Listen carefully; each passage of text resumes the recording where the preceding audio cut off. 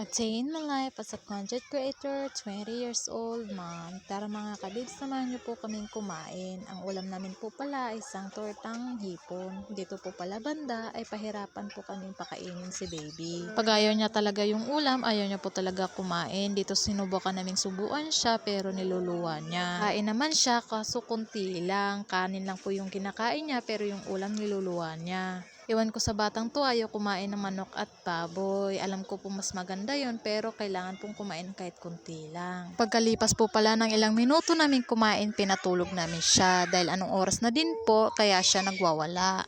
Konting uwi lang po sa kanya, natutulog na po siya agad. Habang dinuduyan namin siya, kumakanta siya. Dito naman banda, nagigising na siya. Nanonood kami ng TV pero biglang dumating mga kaibigan niya.